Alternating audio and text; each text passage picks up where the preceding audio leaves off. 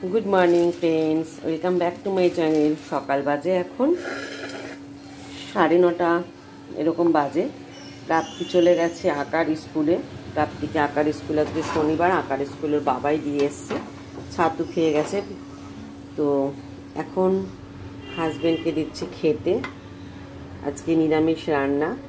আজকে কেউ আসবে না, না আসবে লিপি, না আসবে দিদি। তো আমাকেই সব কিছু করতে হবে আজকে। তো আজকে নিরামিষ রান্না করব। তো তার আগে জল খাওয়ারে পাটটা মিটিয়ে নিই, এক এক করে রান্নাটা করে নিই, তারপর না হয় ঘর ঝাড় দেওয়া যাবে। আর কালকে আমি বাসন মেজে রাখিনি, বাসন রয়েছে অনেকগুলোই, সেগুলোকেও মাজতে হবে।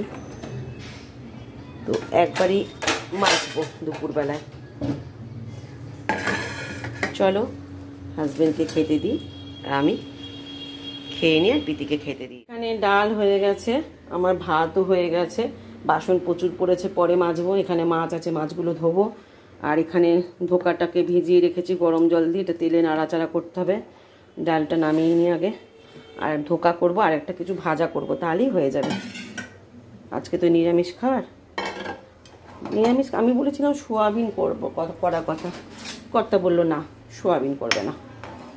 সোয়াবিন নাকি তার ভালো লাগছে না, নিরামিষ সোয়াবিন খেতে ভালো লাগছে না। আমিষ সোয়াবিন হলে তার পেঁয়াজ রসুন দিয়ে তার ভালো লাগে। এই হচ্ছে ব্যাপার, বুঝলে বন্ধুরা।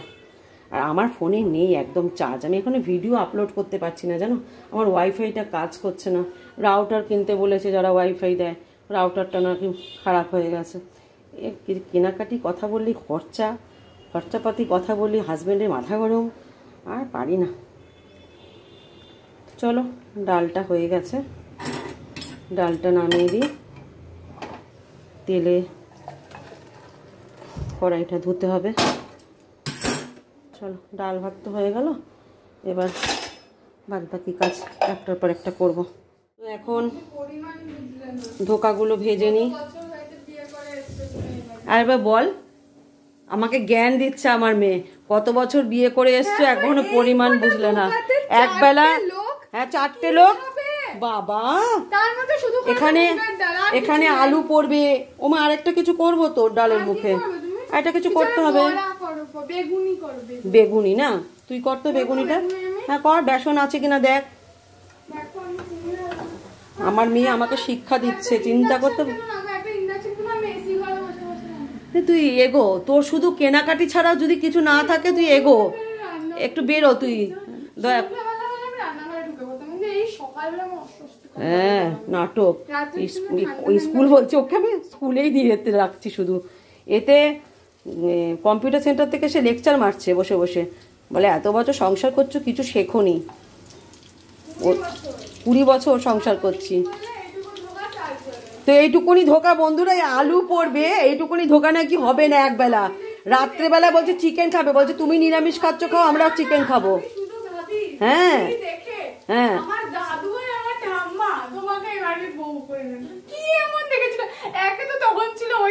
আমি এসছিলাম বলে তুই হয়েছিলিস, আমি এসছিলাম বলে তুই এই বাড়িতে হয়েছিলিস। তুই আর কথা বলিস না, চিন্তা করো আমাকে আমার মেয়ে কিভাবে অপমান। ওই জন্য তো জন্ম হয়েছে এই বাড়িতে, এত সুন্দরভাবে রাজরানীর মতো তুই বড় হচ্ছিস, তাই না? তোকে যেভাবে দেখে নিয়ে যাবে। কাকে? উপরে না বালাইসার উপরে যেতে হবে না, না এখন উপরে যেতে হবে না, অনেক বছর পর যেও। যা দেখে নিয়ে এসছিল।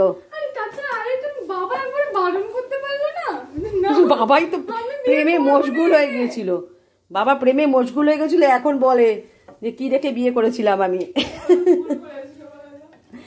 চলো বন্ধুরা, আমি ফোনটা একটু চার্জে দিয়ে দিই। প্রচুর বাসন পড়েছে বন্ধুরা, মাছটা পরে ধোবো। আগে মাছের ব্যাগটাকে উঠিয়ে নিই।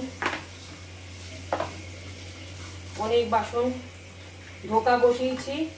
আর প্রীতি বললো আলু পোস্ত করবে, ঝিঙে আলু পোস্ত। তো প্রীতি করুক, আমি ধোকা বসিয়ে দিয়েছি। প্রীতি ঝিঙে আলু পোস্ত কাটাকুটি করতে গেছে। আমি এখন চটপট করে বাসনগুলো মেজে নিই। প্রচুর বাসন পড়ে গেছে। বাসন মেজে পিপিকে পোস্তটা বেটে দেবো। ও ঝিঙে পোস্ত করবে বললো, ঝিঙে পোস্তটা করুক। ধোকাটা সেদ্ধ হতে, আলুটা সেদ্ধ হতে দিয়েছি। আলু সেদ্ধ হলে ধোকাটা একটা উতলান দিয়ে নামিয়ে দেবো। পিপির কথাই শুনলাম, পরে আবার একটা ধোকার প্যাকেট খুলে করলাম, যে দেখলাম রাত্রে তো থাকবে না, রাত্রে এই গরমের মধ্যে আবার করতে না ইচ্ছা করে না। গরমের মধ্যে যখন ঢুকেছি রান্নাঘরে একবারেই রাতেরটা করে দিয়ে বেরিয়ে যায়। ও রাতে চিকেন করছে, ও চিকেন করলে আমি খাবো কি বলতো? এটো কাটা হয়ে যাবে। আর যা গরম পড়েছে এগুলো সব ফ্রিজে ঢুকাতে হবে। একটা তাক পরিষ্কার করতে হবে, পরিষ্কার করে ফ্রিজে ঢুকিয়ে দিতে হবে। প্রচন্ড গরম পড়ে গেছে বন্ধুরা। যে রান্নাঘরে থাকে না সে বুঝতে পারে কি অবস্থা। যারা বাইরে বেরোয় তারাও বুঝতে পারে, আর যে রান্নাঘরে থাকে সেও বুঝতে পারে। আর আমার যা ঘাম হয়, বাপ রে বাপ, মানে এতগুলো বাসন মাজতে হবে। জল অপচয় করে লাভ নেই। স্কচ ব্রাইটগুলোর অবস্থাও যা তা হয়ে গেছে।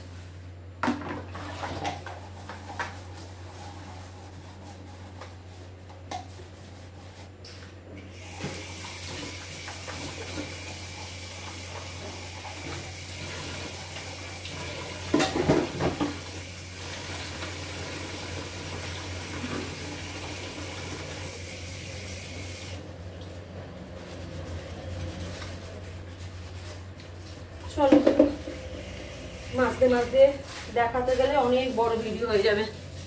3 রকমের মাছ এনেছে। এক হচ্ছে তিন রকমের না, সরি 2 রকমের। একটা হচ্ছে ট্যাংরা মাছ, একটা হচ্ছে পমফ্রেট মাছ। দাঁড়াও, এটা জ্বালিয়ে নি টর্চ লাইটটা, নাহলে অন্ধকার লাগে। ট্যাংরা মাছ বজুরি ট্যাংরা এনেছে, আর পমফ্রেট মাছ এনেছে। আজকে তো মাছ খাওয়ার নেই, মাছগুলো ধুয়ে রেখে দিই। আর প্রীতি এখানে জোর কদমে আলু পোস্ত, আলু ঝিঙে পোস্ত করছে, বললো আলু ঝিঙে পোস্ত করবে। ঠিক আছে, অন্য একটা আদিক্ষেতা ভাব বেশি বন্ধুরা, মানে সব কিছু বেশি বেশি বেশি বেশি দিয়ে করবে, জানো না, তারপরে বেশি থেকে যায় জিনিস। আমার তো ঝিঙে আলু পোস্তর থেকে শুধু আলু পোস্তটা ডালের মুখে বেশি ভালো লাগে। এটার মধ্যে ট্যাংরা মাছগুলো রাখি। আর মাথা এনেছে, আগের মাথা ছিল দেখেও যায় না। আগের মাথা কতগুলো ছিল। বাঁধাকপি এনেছে, মাছের মাথা দিয়ে বাঁধাকপি করতে হবে। কত মাথা নিয়ে এসছে দেখো, কত মাথা। এত মাথা দিয়ে কী হবে? এটা ভালো করে ধুয়ে নিই ট্যাংরা মাছটা।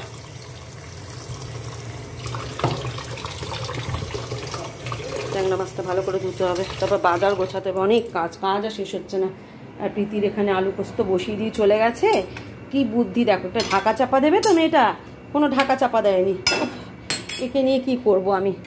রান্না করে কিন্তু তড়িজুত করে রান্না করতে পারে না, ছেড়িয়ে বেরিয়ে রান্না করে। এই যে করে অবশ্যই এই ভালো। তো চলো আমি মাছটা ধুয়ে, এগুলো ধুয়ে রান্না বান্না কমপ্লিট। এখন গ্যাস মুছে পরিষ্কার হয়ে, আমি পরিষ্কার হব না, ঘর ঝাড় দেব, তারপরে স্নানে যাব, তারপর পুজো করব, তারপর খেতে দেওয়ার পালা। আবার কিছু বাসন তো মাজলাম, পুরো অনেক বাসনই মেজেছি, কিছু কি বলবো। আবার পরে অনেক বাসন পড়বে, সেগুলোও মাজবো। কালকে আসবে দিদি। আমাকে দেখাচ্ছি না বন্ধুরা, আমার যা পরিস্থিতি না, আমাকে দেখানোর মতো নয়, এমন কন্ডিশন আমার। তো দেখো আরও কত বাসন পড়ে গেছে। এই বাসনগুলো ধুয়ে রাখতে হবে। দুটো কড়াই পড়ে গেছে, একটাতে আলু পোস্ত হয়েছে আর একটাতে ধোকা হয়েছে। চলো গ্যাসটা ভালো করে মুছে নিই। আর একটা শুকনো ন্যাকড়া দিয়ে মুছতে হবে, হাতে হবে না। সাইড দিয়ে আপাতত মুছে নিই। আর পিপি রান্নাঘরে ঢুকলে না, রান্নাঘরের কন্ডিশন খুব খারাপ হয়ে যায় আমার। অবশ্য শেখিনি এখনও গুছিয়ে কিছু করা, শিখে যাবে, শ্বশুরবাড়ি গিয়ে শিখে যাবে। চলো ভালো করে।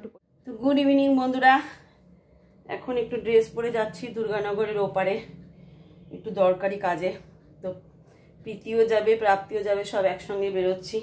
প্রাপ্তি প্রথমে যাবে না করছিল, প্রীতিও যাবে না করছিল। প্রীতির একটা চুড়িদার টাকতে দিতে হবে, এই যে মহারানী এসছে, সারাদিনে মহারানীকে দেখতে পেয়েছো, করে এত বদমাইশ এরা দুই বোনে। আমার চার্জারটা খুলে কখন এরা নিজেদের চার্জ দিয়ে দেয়, দিয়ে আমারটা অন্য প্লাগে দেয় না, আমার চার্জ পুরো নীল। আজকে সকালে, কালকে রাতে চার্জ দিয়ে শুয়েছি আমি, জানি পুরো ফুল চার্জ হবে, সকালে উঠে দেখি 6% চার্জ। কে জানি না, আমার ছোট মেয়ে না বড় মেয়ে, কার ফোনে, ছোট মেয়ে নিজের ফোনটা খুলে, আমার ফোনটা খুলে চার্জে দিয়ে দিয়েছে। এত বদমাইশ জানো না। তো এখন একটু বেরোই, তারপর চলে আসবো, তাড়াতাড়ি চলে আসবো। আমার ওয়াইফাইটা খারাপ হয়ে গেছে, কখন বললাম যে বুবাইকে এসে একটু ঠিক করে দিয়ে যায়, এখনো সময় হলো না ওদের আসা। কপাল, সবই কপাল। তো চলো, প্রাপ্তি রেডি হয়ে গেছে। এই মেয়েটা এত বদমাইশ, বলে কি ওকে নাকি ঢুকিয়ে দিতে হবে কম্পিউটারে। এখানে চিন্তা করো, কম্পিউটার শিখতে যাচ্ছে, তার ঢুকিয়ে দিতে হবে। আর এইদিকে কলকাতা চষে বেড়াচ্ছে এখন। কি বলবো এই মেয়েকে, কেন বন্ধুদের সাথে ঘুরিস না এদিক ওদিক? সবই চিনে গেছিস, এখন থাপ্পড় লাগাবো, ঢুকাতে হবে ওকে। বাইরে আজকে হাওয়াও নাই বাইরে।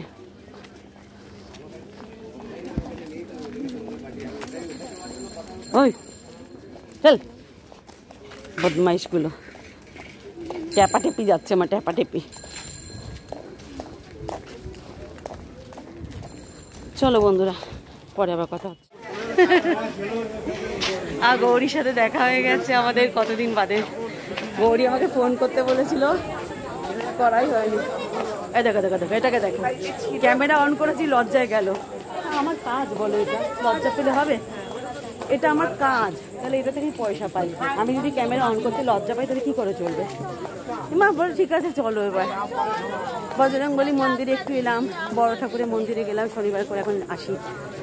মেনে একাকার হয়ে গেছে। দেখো গৌরীর সাথে দেখা, গৌরীও বড় ঠাকুরে ওখানে গিয়েছিল। এই গৌরীকে দেখা যাচ্ছি না, আমি দেখতে পাচ্ছি। তুমি না আসলে ওই দিন যেতাম দাদার কাছ সঙ্গে বসে চা খেতাম 1 কাপ। দাদা এখন আড্ডা হচ্ছে, 7:30 পৌনে 8টা অব্দি আড্ডা মারবে।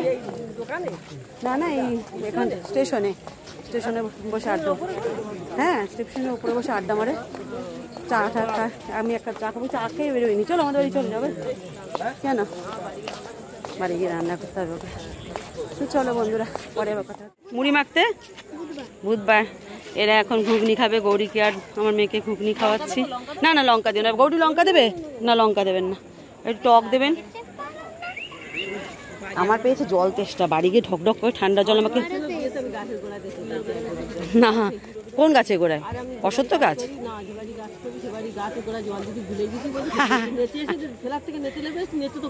ও